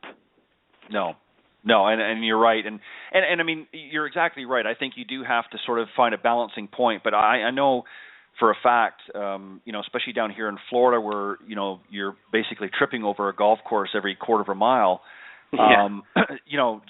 There's certainly a wealth of product available here in this market. Pardon me, but the problem is there's so much competition that they're just pricing themselves to death. And again, it's great for the consumer, but again, people can only play so much golf. They only have so much time, and with so many facilities in the area all competing for the same dime, and there's no growth happening in the industry. It's like, as an example, over the last few years, I think 2006, one of the last studies that was done as far as the number of golfers was around 25 to 30 million here in the U.S. Well, they're saying on an average it's dropping 6%, the number of rounds being played every year. So, with all of these courses competing, they've got to find a way to stimulate new growth into the industry, not just keep going after the same, I mean, this is an exaggeration, but the same 500,000 golfers. They need to bring it up to 1 million golfers, or 2 million, or in this case, 40 million golfers. And you make a great point. I mean, right now, you had 30 million people playing in 2005. You had 24.7 million playing today. Yeah. So that's a drop of 18%. And then from core golfers is, I think, the bigger concern. I mean, core golfers, I think they keep changing the definition, but we all know what that means. Yeah. People who play a decent amount of golf. There was 20 million in 2000, and we're down to 13.6. Yeah, that's a big drop. That's a 30% drop, and you brought up a great point, and that's that everyone's competing over a shrinking pie. Yeah. And when you see that happen, it's kind of like it's kind of like the airline industry, right? When 2001 happened, that's one of my passions is aviation. So you knew when the demand dropped for a while that eventually the airlines had to collaborate. They had to consolidate as well. We had to consolidate. Right. And so you started to see all the mergers. And so now you're left with 5 major carriers basically across the United States. It's the same thing that you're talking about in specific geographic areas where there's oversaturation of golf courses. If you're all competing against the same pie and you're lowering your prices, something's going to have to give.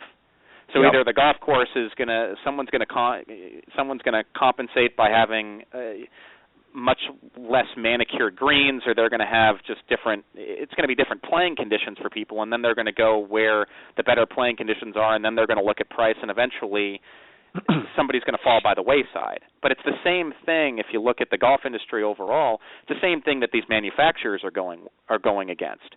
You know, TaylorMade, Callaway, Nike, everybody's fighting against a shrinking pie, so they're fighting against each other instead of potentially partnering with or enabling these programs that are growing the sport and growing the pie, which there aren't too many of them, though. I mean, if you look at player development for golf, we do a pretty decent job at keeping people in the sport, and that's from a recreation and competitive standpoint. Golf does a really good job with competitive junior golf, but where we're struggling is the introductory space, and we're struggling with getting kids from introductory to transition programs. I mean, we talked about Drive, Chip, and Putt earlier. It's a fantastic initiative, but the problem with Drive, Chip, and Putt is its sole purpose is a competition to advance. It's not a play opportunity. And right now, kids want to play golf. They want to play golf, and they also want to play golf with their friends. And that doesn't happen in Drive, Chip, and Putt. So you're creating a yet another competitive activity. That's the strength of the leagues that we're starting. That's the strength of PGA Junior League Golf. Those are great, but again, I'm not sure how much those programs are introductory. The problem that these manufacturers are facing, whether it's Nike, whether it's TaylorMade, whether it's Callaway, I mean, there's other ones, but those are your big ones. They're publicly traded. And so if they're publicly traded, the only thing that they care about is short-term revenue. I got to bring out my new product, and I've got to sell that, and I've got to keep earnings up. There are no equipment manufacturers out there. I'll talk about the one that we partner with, but there are no equipment manufacturers out there who are looking at long-term growth. They're not partnering with any player development programs, but you know, to their point, there also really aren't, other than TGA, which is privately held, and we're involved with many PGA sections, but we're a little bit involved with the USGA, but we're not an industry initiative. So it's difficult to, you know, we're a private enterprise, so it's very difficult for them to see that on their radar, even with our metrics. So I think it's going to be a problem that's going to consistently, it's going to be the same. Yeah, and you know, they try to get into schools in a different level. Like, for instance, I know there was a school in this area here that recently, you know, incorporated a girls team, but all of the golfers that are on the team have never played before, have never really been introduced, but they thought this was a great way of bringing the program into the school. And these are all, I believe it's a middle school, if I'm not mistaken. And it's great that at least they're doing something. But again, they had no vision or no direction. They just plunked a coach there and you know, got a handful of girls to join the team that have really no idea even how to play golf, never really been introduced to golf. And you know, the school thinks that this is going to help grow the sport, and it's really not. I mean, it's admirable, but it's not really the right approach. And I think what you're offering here is a much more sound approach to the game. And I wish the manufacturers, I agree with you, I think the manufacturers, and I mean, it drives me nuts. I mean, I go down, I didn't go this year, but last year I went to the PGA show, and it was the same stuff, you know, a different package, but the same stuff every year. The latest, greatest driver, more technology, more electronics. about how to improve the swing and how to make it picture perfect, but there was nothing there to help grow the game. And this is something that they really need to start encompassing in the PGA show. Get the members excited about growing the game, not just rehashing the same technology. Well, I think the PGA of America is making strides to get their members more involved, with growth of the game activities. They're inundated with their facilities and their job description at those facilities. It's very difficult for them to have to have job duties outside of that. I mean, otherwise they're working 100 hours a week, and they're probably already overworked as it is. Right. So I think they're making some strides though to address this. The issue is that can we take a replicable and scalable model like TGA and what can we do with it? And that's, for us, that's what we're figuring out, because we've now created this player pathway for kids and their parents to really understand and get involved with at a very young age. They know exactly that when they enter TGA at a school, they're going to go through a 5-level program. They may not take all 5 levels, but we have about a 50% retention rate across each level. So one out of every 2 kids is signing up again for our program, and then we're transitioning, as I said, almost 30% of our kids to golf courses. So they know they're getting involved in the schools in an affordable way, and then if they enjoy it, because we're up against all the other sports and all the other activities, if they enjoy it, they're going to make that leap to recreational golf, and that's camps and clinics and parent-child events, and then when they enjoy that, then they're starting to think maybe that investment of clubs and shoes is worthwhile, and we're providing that opportunity for them with our equipment manufacturer that we use in all of our programs is Powerbell Golf, blast from the past. But Powerbell Golf from a junior standpoint has evolved tremendously the last 5 years. In my opinion, they have the best weighted clubs for juniors, and they have the most sets across the board for both boys and girls from ages 3 all the way up to 13. And so for us, when you go into a school and you have to and you're working with a kindergartner, potentially all the way up to an 8th grader, you have to have clubs for everybody.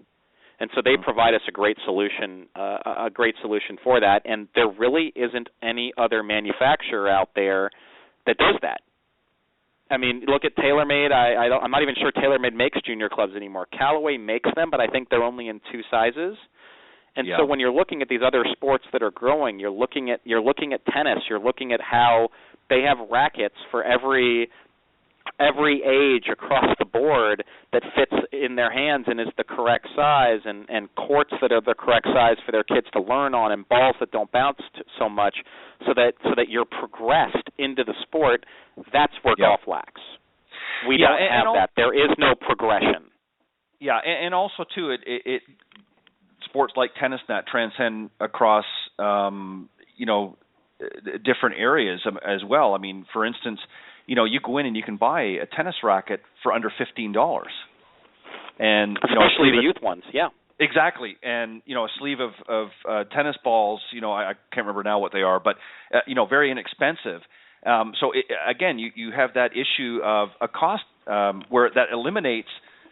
Golf has eliminated for a long time, and what you're proposing here really gets everybody involved, or gives the opportunity to allow them to be involved if they choose, and there's not that financial barrier the same. And as you said, you're now on an even playing field with other sports through your program, because they don't have to invest initially with the equipment and things like. They can do that if they choose down the road on their own, their own initiative. But to go through your program, they don't have to come with their own set of clubs or shoes or what have you. For a very nominal fee, they're able to be engaged in the program and at least be introduced to the sport, and then what they do with it down the road is really their choosing. But other sports allows you to do that as well, and golf, as you said, has really lacked for a long time. So what you're doing I think is fantastic.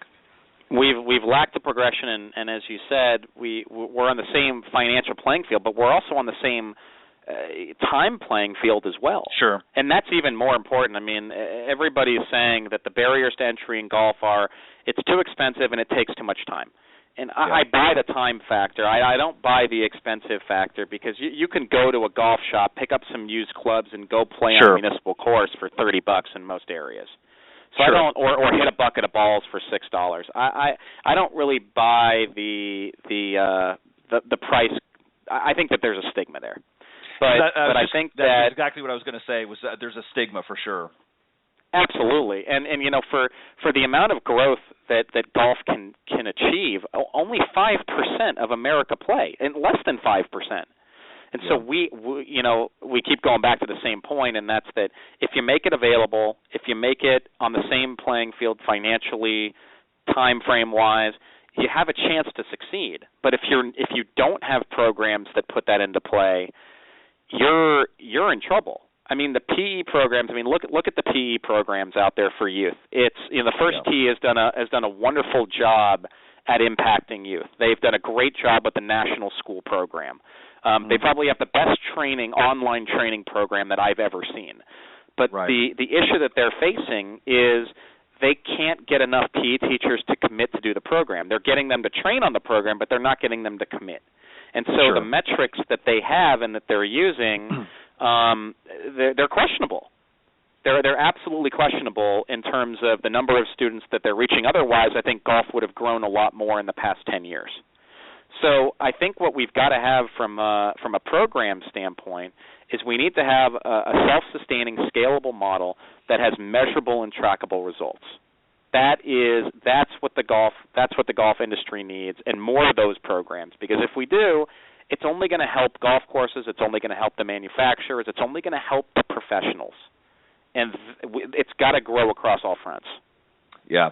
Now you mentioned earlier that you're not just obviously here in the United States, you're outside of the U.S. as well. Is that correct?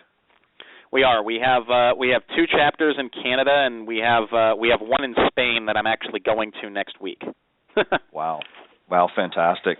So obviously they're picking up now. Canada is certainly obviously is going to be an easy sell because you're neighbors, and of course I'm Canadian, or maybe you don't know, but I'm Canadian, so I'm all for that. So I'll be sure to be pushing and plugging that to my Canadian fellow pros and whatnot. But so what's some of what's sort of the feedback that you're getting on international? Obviously you're going into Spain, but are you starting to get more attention now coming from the outside the U.S. markets?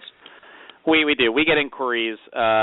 We probably get 10 to 15 inquiries from different countries every year. The key to our program and the model that we've created, the business opportunity to grow the sport, it starts with the person who's running it.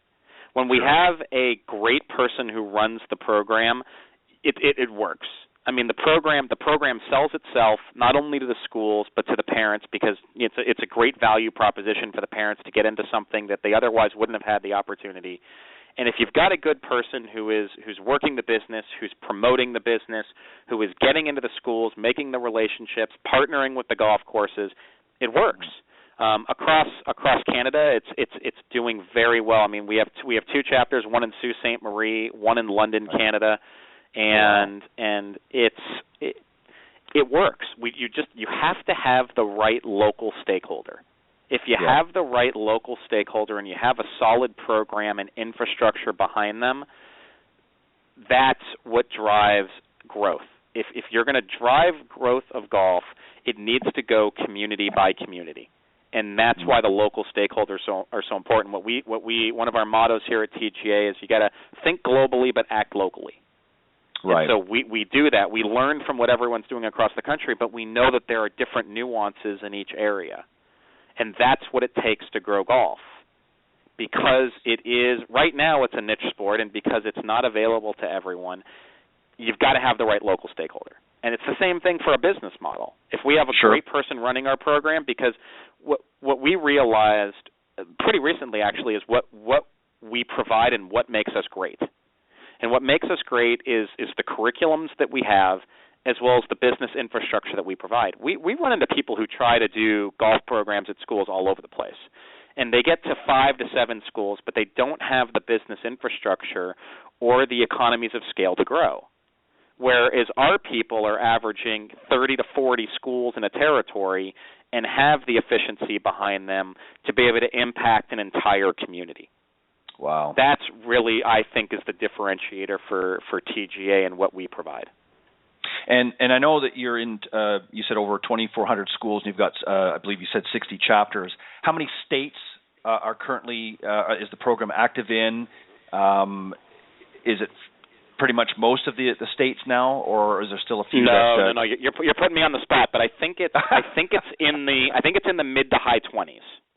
I think it's in the mid to high 20s. Right now TGA kind of makes a U around the United States. We're still looking for great people in the Midwest. That's really where our weakest markets are, or where we're not. So that's but we have a ton of markets. If you draw the U around the United States, we still have a ton of markets that are available for chapters, and they have a ton of opportunity. Wow, that's fantastic. What do you see? What's next for TGA? I mean, obviously you want to continue to expand the model and that, but is there anything that you're going to do a little bit differently or add to the programs? Is there anything that you're seeing through all of the information that you've sort of gathered over these last several years that you feel that you're going to improve on, or you're going to add to the program or take it to another level? Is there anything that you're working on that you can share with us at this point? Oh, absolutely. I mean, I've already shared both of them with you. The first one is the STEM component to our curriculum, which is really the hotbed right now within education. So that's going to really set us apart in terms of sports programs and especially golf programs, but also the leagues that we're starting. We really believe that if it's not broken, don't fix it. And if you look at the success of the other leagues out there, the recreational child who plays sports, they don't travel around. They stay at one facility. It doesn't matter whether they're playing right field or they're pitching and playing first base. The Little League, AYSO, everybody stays at one facility for their league, and so we're going to be implementing leagues. We're piloting, I think, in 15 locations this spring. Wow. So that's going to be a big push for us to really help complete that player pathway. And we're looking at a couple other relationships with PGA sections to come on board. We have great partners right now within the PGA of America. We have the Southern California section that actually owns 2 of our chapters. So the Southern California PGA bought 2 of our chapters, and we have 2 partnerships also with the North Texas and the South Texas PGA, in which we work together on a player pathway and to make it a lot easier to transition our students from our introductory and recreational programs to their recreational and competitive programs. It's just one cycle that everyone is on the same page with. Wow, that's fantastic. And Joshua, if in addition to obviously your regular golfers that are tuning into the program, I have a lot of people within the golf industry that listen to the program as well. So if you wanted to send a message out to them on how they can become involved, or if they're interested in maybe working towards a franchise themselves, how can they get a hold of you, or what do they need to do to get that started? Well, we have 2 main websites. The general website for more information on programming is playtga.com, and then the franchise website with a little bit more information on the business opportunity is franchisetga.com. And those are really the best ways. They can always call us at the main office here, but they'll find that information on the website. Okay, perfect. Well, Joshua, I want to thank you for coming on Golf Talk Live. It's hard to believe this hour has already zipped by, and what a great great conversation. I enjoyed anything that, and this is really what my program here is all about, is really to help grow the game, and that's why I invite so many people from within the golf industry, not just players, but obviously coaches and instructors and entrepreneurs such as yourself that are out there that are really trying to grow the game. And it's not just about sales all the time of equipment and things like that. It's about bringing new people into the game and showing them really, because it is a fantastic, and teaching them life skills. It's not just about hitting a little white ball around the golf course. It's really about learning some life skills as well. So that's one of the things I like about golf, and I want to thank you for sharing that with us tonight. And you're certainly welcome to come back, and as new things happen, I would love for you to come back and share some of that with us. Well, thanks very much. And since you mentioned you were Canadian, I've been a Canucks fan for a long time. So yeah, had a little pain the last few years, but who knows? That's all right. Living in LA, it's not very fun. No, I know. Well, listen, I'm a Maple Leaf fan, so I feel your pain. But again, Joshua, thank you very much for coming on Golf Talk Live tonight. I've certainly enjoyed the conversation and certainly have learned a lot about your organization. And I will do everything on my part, and maybe we can communicate at some point here in the near future. And if there's anything that I can do to continue to help spread the word, I'll be more than happy to do it.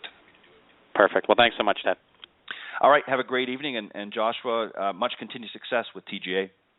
Thank you, sir. All right, then. Have a great evening. You too.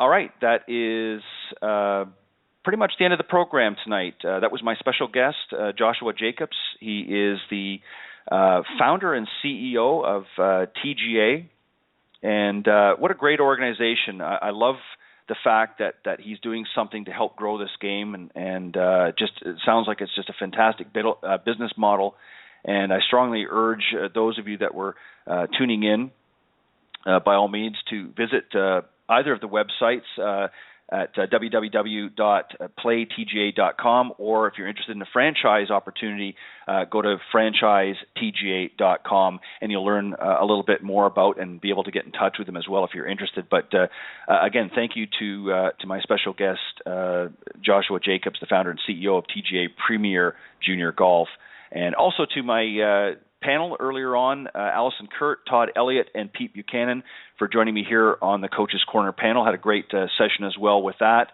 And I want to thank, of course, all of you for this opportunity to spread the word, if you will, about this great game to all the listeners around the world.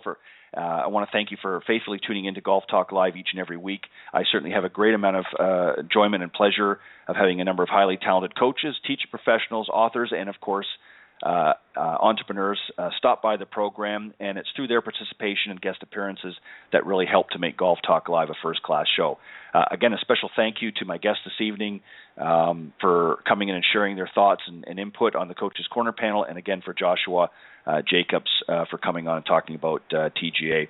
Also, a special thank you to some of the sponsors and supporters of the program, Mr. Jonathan Laird of South Coast Golf Guide. You've heard me mention him each and every week. If you're interested in getting a copy of the guide, go to southcoastgolfguide.com, and you can get a copy, find out how you can get a copy there, or you can just learn more about what's in the guide, some of the great courses in the Southeast here. Mrs. Meredith Kirk, of course, the 2014 Mrs. South Carolina, also owner of Meredith Kirk Golf, and the Junior Golf Exchange, which is a great program in itself, organization that she started to help make equipment available to youngsters out there that want to get started in the game. So go to juniorgolfexchange.org, and you can learn more about how you can help support that program. Mr. Nicky and Tiffany Litherland for all of your help and support in spreading the word about the show. And Nicky, I am going to reach out to you here shortly and get you on the program as well. I want to have you come on here and talk a little golf, of course, here on Golf Talk Live. Mr. Bernie Pinder from Ontic Golf, a great line of custom putters up in the Michigan area, I believe, if I remember correctly. If my memory serves me correct, I'm a little older this year, remember. But Bernie Pinder, thank you for all of your continued support. Mr. Sean Kelly, he is the owner of LinkedGolfers.com, the largest LinkedIn community, golf community on LinkedIn, and he's brought that outside of the LinkedIn community, and it's a great website, great business model. Certainly want to visit that in the support of the program. Mr. Sean Kelly, owner of LinkedGolfers.com. Make sure you go and check it out. And Mr. Peter Doyle of Doyle Golf Solutions over in Ireland. Thank you for all of your continued support of the program as well. Again, thank you very much to my special guests this evening. Thank you for tuning in to the broadcast. And I will see you right back here next Thursday at 6 p.m. Central, right here on Golf Talk Live. God bless everybody.